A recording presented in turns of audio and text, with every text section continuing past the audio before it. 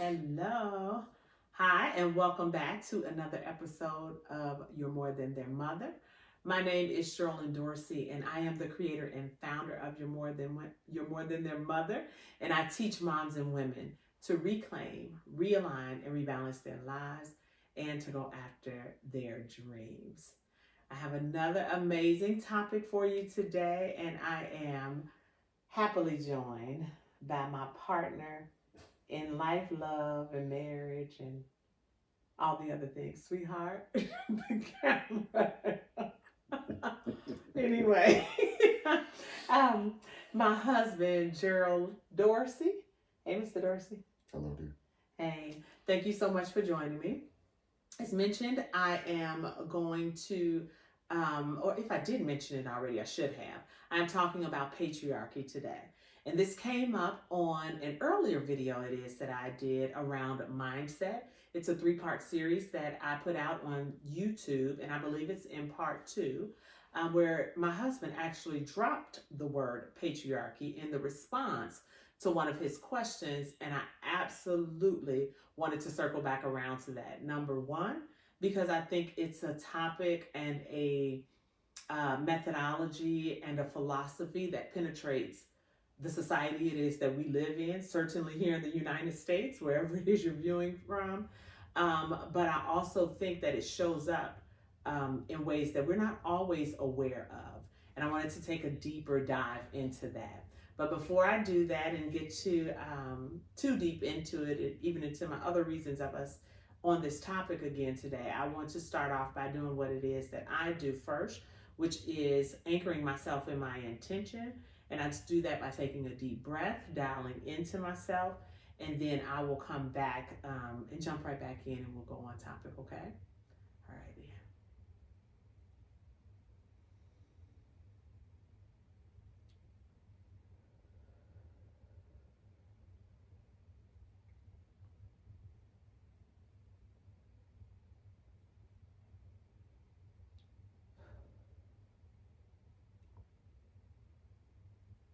All righty.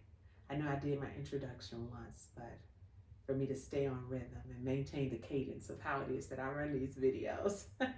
Let me introduce myself again. Again, I am Sherilyn Dorsey. Thank you so much for joining me. I am the founder of You're More Than Their Mother, and I teach moms and women to reclaim, realign, and rebalance their lives and to go after their dreams.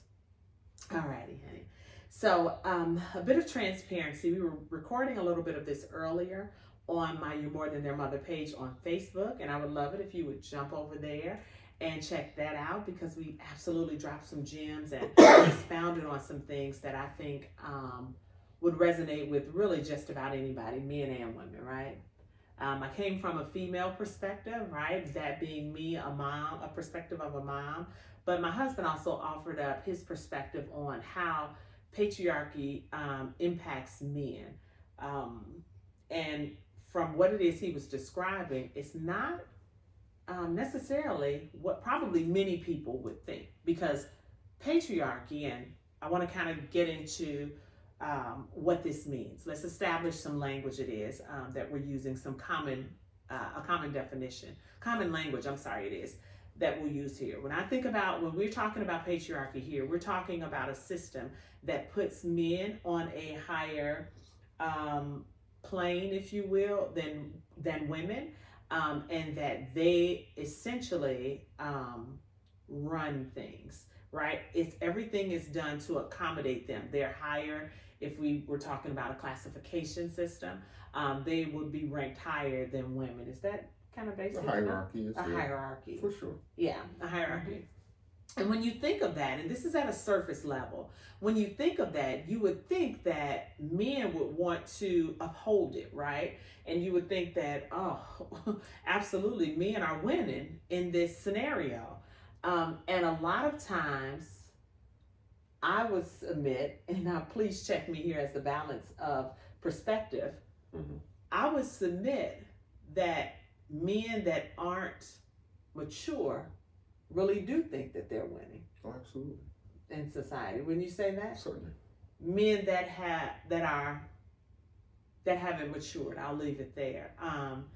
And if, honey, you would kind of recap and then go finish off your explanation as to why it is that it is not advantageous or it's not a benefit to for patriarchy to be carried out, or to have a mindset of patriarchy from a male perspective. Yeah, I can do that from a male perspective, but just from an objective perspective. Okay. I can tell you what my experience has been and how I'm able to assess what it is that I'm witnessing and why I've chosen a different path for myself. Okay. It's because I've had time or been diligent about looking at the outcome and looking at the result of that system. For example, I said that system feeds the ego. The ego is a very low vibration thing, which has its purpose, but when the ego is fed, and that's where I draw my strength, power from, my self-worth from, if that ego isn't fed, then there's a problem, right? So the ego, and also when you think about the ego and the person, if you are wanting to evolve, then the ego has to be suppressed. It has to be moved, because when it comes to evolution, the ego has to be set aside, because all the ego wants is for it to be told how good, how great it is. And when you have to evolve, you have to be honest with yourself and see sort of, where am I missing something? You can't see that if you're ego driven, right? And sometimes when people are ego driven, they can't see themselves. All they want is to be told, I'm good, I'm great, right? But that is the essence of what patriarchy does. So by definition, by function, it prohibits you from evolving as a human being spiritually, right? So that's what I've learned. That's how I've assessed it myself. Not only have I assessed it that way, I've also seen it happen in form with our relationship. And that's why I can speak from this perspective. Okay.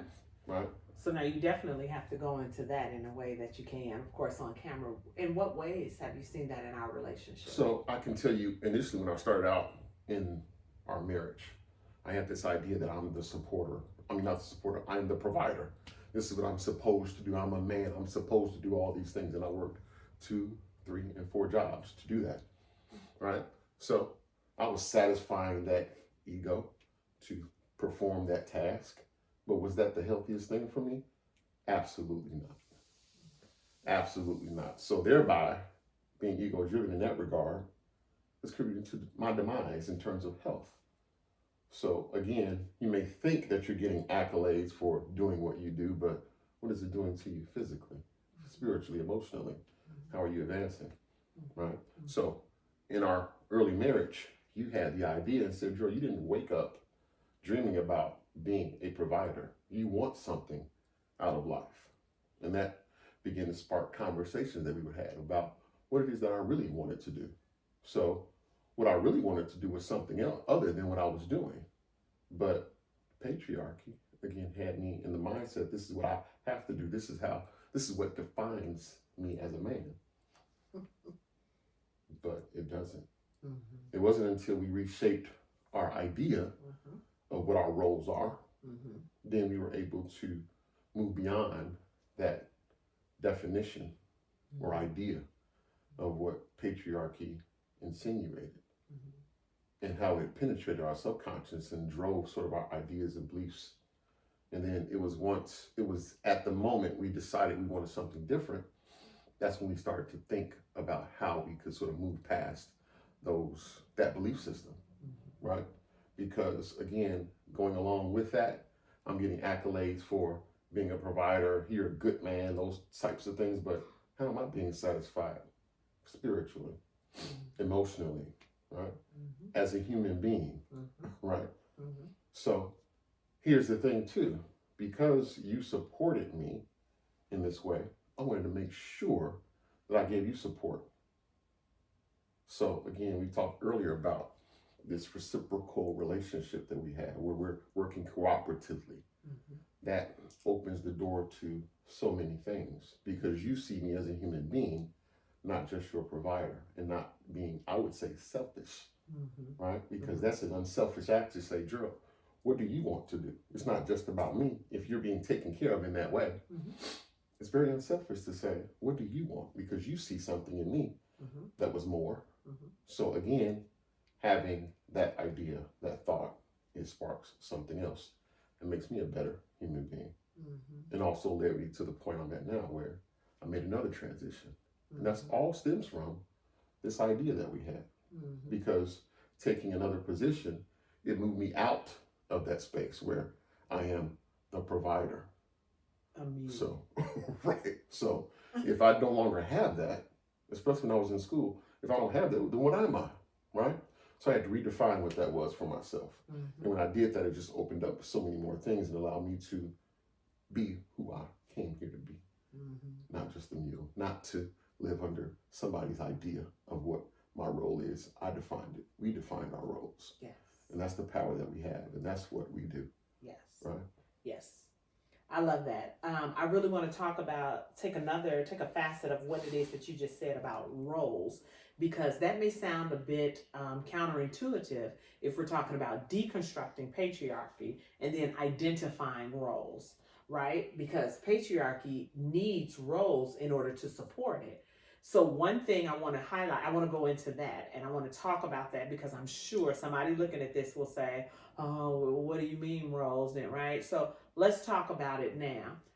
When you step back from patriarchy, and I'll often use deconstruction to describe that. When you start to deconstruct those things, or deconstruct things like patriarchy, you realize that you are left open and free to be who it is that you are in the moment authentically, right? And as you know, that changes really day to day, moment to moment, to be honest. But that literally changes day by day. So that means your role changes day by day or as needed if we're talking about a relationship. Here's what I mean by that. My husband oftentimes describes the word leadership, right? Or the leader. I hear very often people, women in particular, saying, he's the head of our house. He's the leader of our house, right? And we don't have a problem with that name or that role or whatever, but we're very granular when it comes to words and things it is that we say, because we are very clear that words have meaning and power, be it technically or in a social context. And we like to get clear in common language amongst ourselves so that we can make sure that we have a understanding of each other as we move forward, right? And nobody can say, well, what do you mean? Well, I was talking about this. Well, I was talking about that, right? We're very intentional about identifying and communicating in that way. That being said, my husband used to say, when it came to the head of the household or the leader, right? And I'm using that synonymously. He used to say all the time, Sherlyn, the person with the stronger point, strongest position is the one who's leading that. So if I come to him with a thought or he comes to me with a thought, we talk about it. Even if we have a difference of opinion on it, even if we think something should be slightly different, if we think, two different polar opposites, right, on the same subject, the person who has the stronger position, meaning, well, these are the reasons that I think this is how it will impact the family, and we find the greater good for all those involved, that's the one we're choosing. And whomever does that, that's the one who leads that project, if you will, right? That's the one who leads the project. And it may be the case such that, and this has happened in many, many instances, where let's say it was something that was brought up and I had the stronger position. My husband would still say, okay, babe, we'll do it that way. And we'll still take it and go with it. Because there's no resentment. There's no, well, I'm the head. Well, I don't have to stand in the position of, because I've deconstructed. Well, I'm a strong woman. You can't, right? And I don't have to disagree just to disagree. I can literally relinquish and say, okay, babe, well, you actually are better at X, Y, and Z. Although I may have come up with the idea, he may know how to execute on it best. And he takes it and goes. And I happily go with him. And the same vice versa.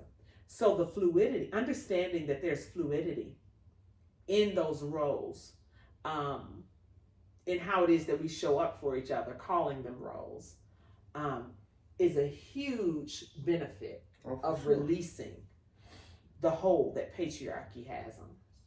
You see what? Oh, for sure. Uh-huh. For sure it does.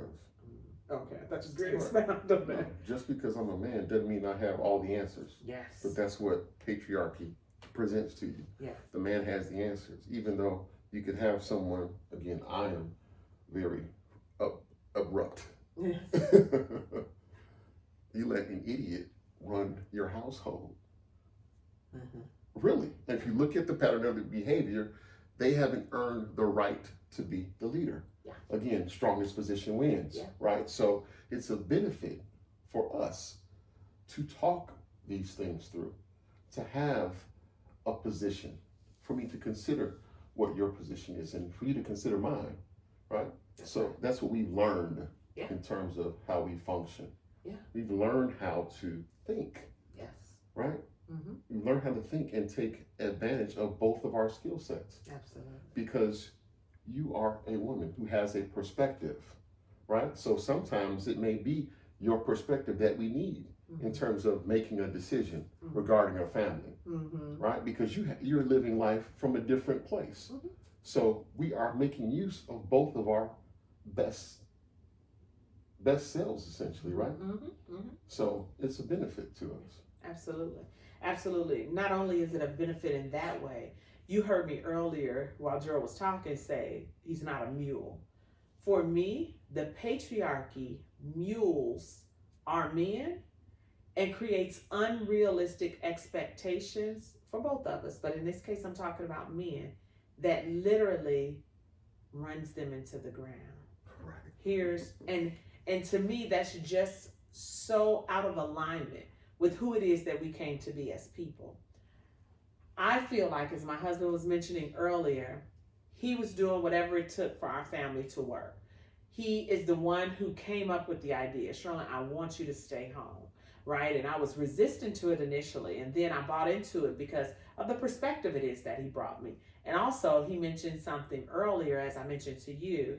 We have another recording on Facebook about this, so if you want to hear the expanded explanation around it, go there to the You're More Than Their Mother page. But for the purpose of this, the quick understanding that he was making, or that he set, was the reason I was able to agree in part to his suggestion of me staying home with our children was because he had shown me through his past behaviors that he absolutely was going to do, right? Right, for sure. To take care of me and everything that meant for me, essentially. Isn't that fair to say? And then there was a pattern of that. I had no doubt about that. And that was the thing that informed my yes, right? Because I had went off and prepared, right? To be able to go and work a corporate job. I graduated college and I had a nice job that I really enjoyed, and was really doing our thing. So with that being said, what I understood as he was out there taking care of our family and all that, a few things was happening for me. Number one, I was watching my husband day in and day out get up and work from sun up to sundown every single day. He was tired. He wasn't able to be there for our children in a way that we envisioned our family working. He didn't set that up so that he didn't have to be involved. Is that right? So he'd go do his thing and he knew his kids were taken care of. He wanted me to be there in order to raise our children and instill the values it is that we have for our children. And he wanted to be able to come home. He used to say all the time, all I want when I come home is to be able to see my wife and to see my children. So I used to have those kids spit, shine, clean. He came home. I be looking nuts myself because I'm thinking, oh, well, let me at least get the kids together, right? But after watching him for a while, number one, my natural proclivity is an interest in people.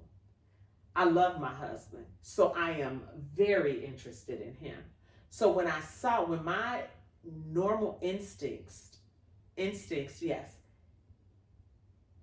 had me looking at him, um, because I was interested in his experience of me. I was interested in his experience of our life. I was interested in his experience of his children. He wasn't able to be there. He just wasn't able to do what he needed to do. And while he was set himself on me being there for our children, and I absolutely had the buy-in for it. So I too was set. The question then became long term, okay, how do we get out of this? How do we move forward? So that meant put us in a position to make more money, right? With less hours. What did that look like? For us at that time, all we understood was you go to school, you're going to make that happen, right? You go to school and you make that happen. So we start to then ponder, right, or ruminate over how is it, because I didn't see him as a mule. I saw him as a person who deserved to live his dream just like I deserved to live mine, right? One did not take away from the other, right? And that's how we navigated, didn't we? Certainly. Absolutely, right? And so for me, what that did was it began to say, and I also, it was really important to me that he was there for his children. His children wanted to be with their dad. Their dad wanted to be with his children. So we need to bridge this. We need to start figuring out and really putting in our mind, how could this be different? What are other people doing? What else is out in the world? And then we started to just fish. We went from real estate, right? Started looking at real estate. I think that's when we first got off into that. We started looking at tax stuff. Remember the books and that? We started looking at stocks.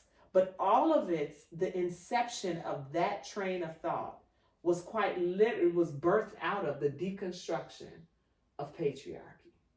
We knew that we were more than a mother and a father. We knew that. All right. So that's where that came from. That's how we started to walk ourselves out of it. But what we realized along the way, and kind of, I really want to get into this, babe, and we kind of was talking about this morning. What you smiling for? Oh. What I realized along the way is that this thing is deeper than what we initially thought. Yes. Yeah. Absolutely. It is deeper than what we initially thought. And while our children are good and grown in their 20s, all of them, we started that when they were, I would say at least. When Mahogany was born, so. Okay. So when our oldest, right? When our oldest was born, she's well into her 20s, right? That being said, we're still unearthing stuff today. Yeah? Yes. We are absolutely still unearthing stuff. Now we're a lot less are we engaging in patriarchal. And yeah, even some of the not disagreements. What would you call it? You call can disagreements. It's steeped in sort of the mindset, and that's what we work at. Like, we ask ourselves, what is driving that thought? What's driving that action? Why am I doing this? When you told me the other day about how you sort of reassessed your role in our business, because you were trying to take care of yourself in terms of protecting yourself, right? That you didn't want to relinquish certain things for the reason you're a woman, right? So again, we're still going through those ideas, right? So it's a process. It's deep. It's deep, and it's never done. But one thing I can never done. That's perfectly stated. Yeah. Never done. Yeah, it's never done. But one thing that we can say is, number one, it gets better and better, and by that I mean we're able to identify it more quickly. Yes. Wouldn't you say? Absolutely. And number two, I think we act from that space less. Oh yeah. Don't you? For sure. Yeah. It's retraining your mind. You're retraining your mind because you've been on automatic. The subconscious is automatic. It just runs. It runs based upon what you experience, what you see. So if that's running constantly, you have to replace it with something constantly. So again, changing the mindset, changing the relationship, changing how that thought behaves, how it works. When you recognize it, what do you do? Right? When you have a feeling, now we're aware. The biggest thing is being aware. I can be aware of what my behavior was. I can say, Was that right what I did? I don't think that was right, but I'm sorry. I apologize because Yes. that came from a different space. Yes. And we don't do that anymore. Yep. Right? Yep. So it's a thing where it's constant. It's a constant sort of assessment. Yep. It's so true.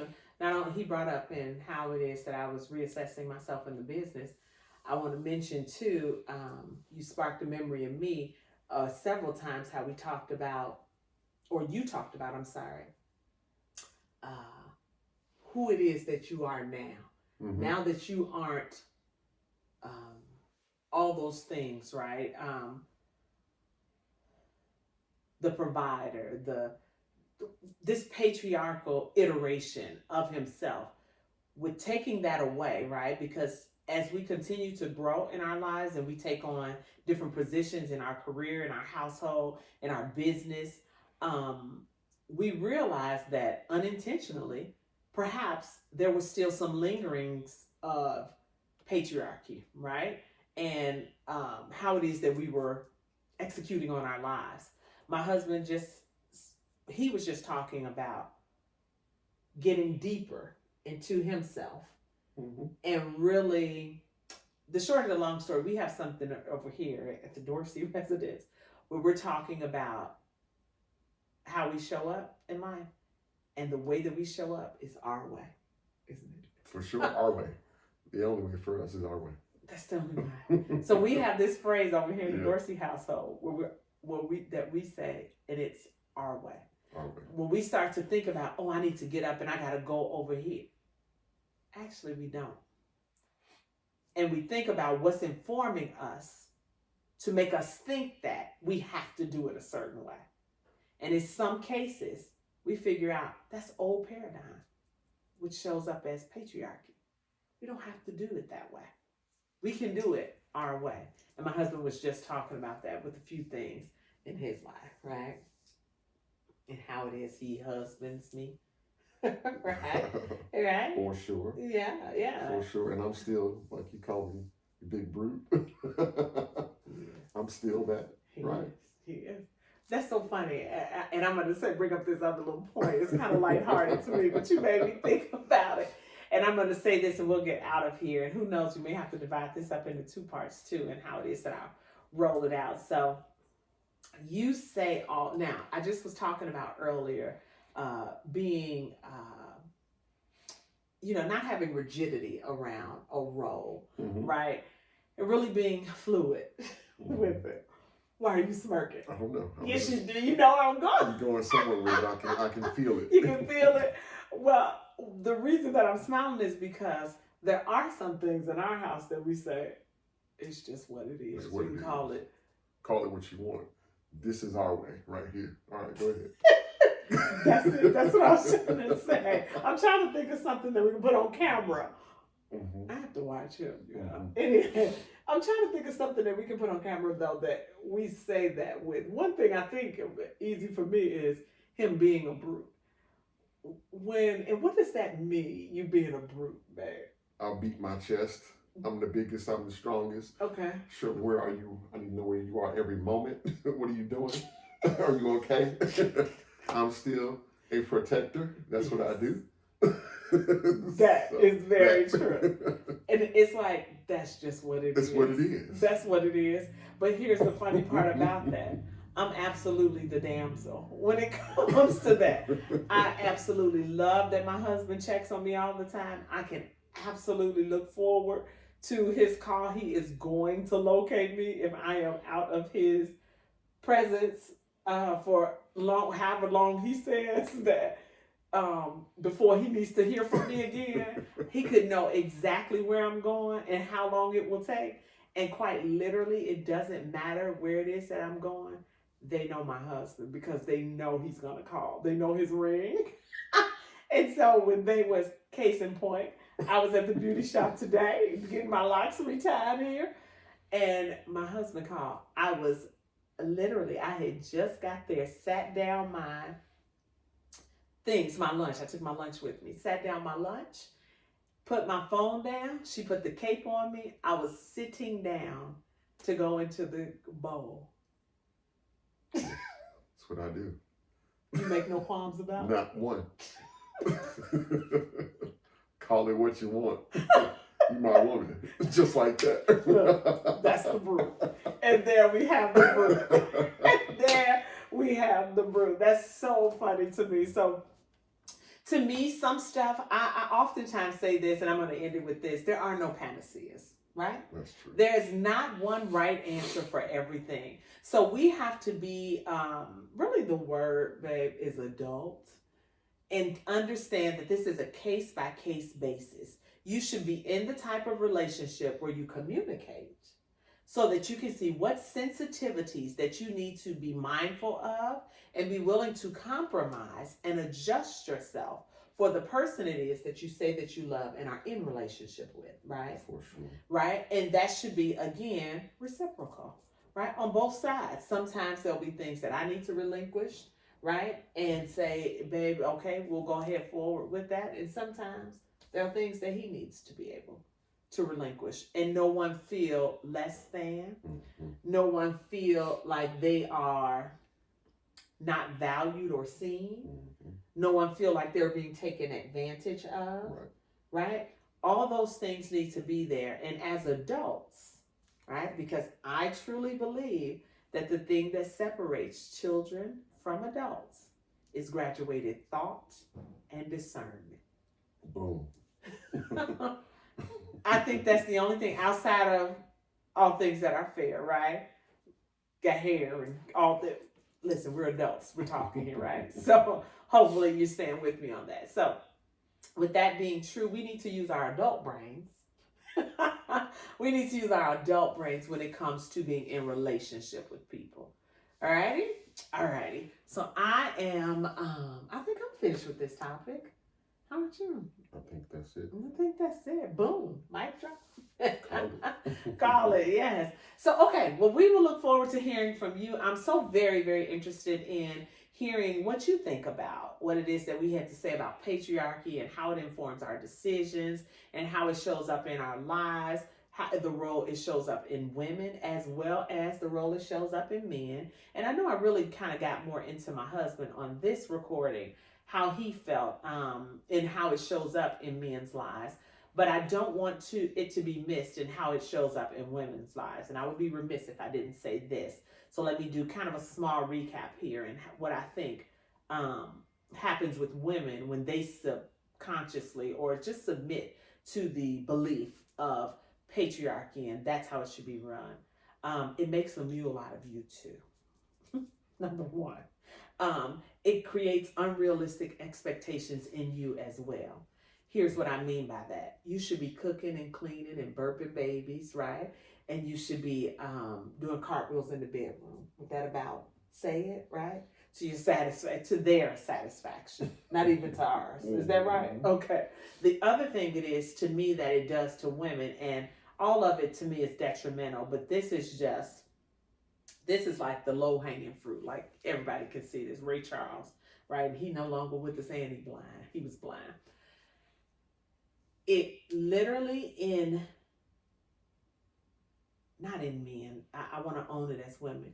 In women, what it does is it makes us absorb behaviors that we ourselves don't deem acceptable, but we accommodate because we think that's what we're supposed to do.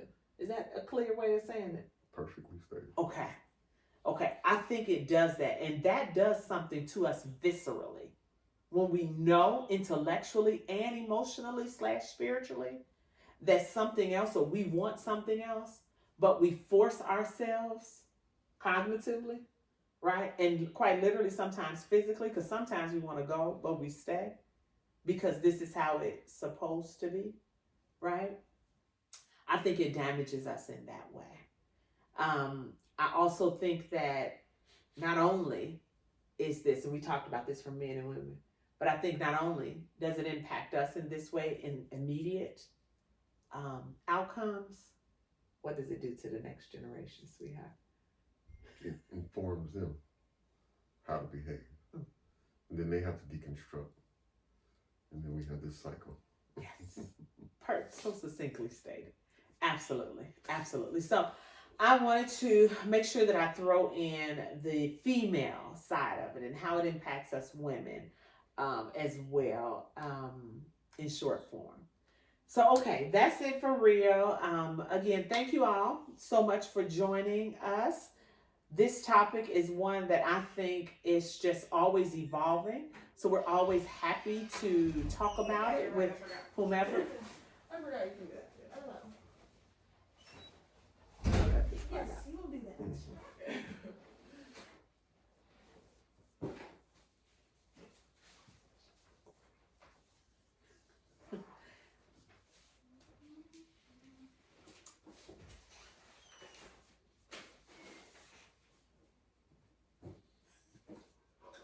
You coming back out, Bob? Oh, you too. Hey, Cheryl. Okay, I'm recording. Okay. So can y'all be real quiet for about one more minute? Okay, thanks. So as mentioned, I think that this is a topic that we will revisit time and time again because it impacts every part of our lives. Not only ours, as we mentioned, in the immediate, but for generations to come if it's not something that's deconstructed. So I look forward to hearing your feedback, to the conversations it is that we have, to the comments it is that you will leave. Let's talk about it as much as you all want to talk about it. All righty? All righty. Thanks again for joining us. We will see you next time, but until we see each other again, remember, it's time to move beyond everyone else's expectation of who you ought to be and become the woman, the people it is that you thought that you could be. Bye. Why are you looking at me like that?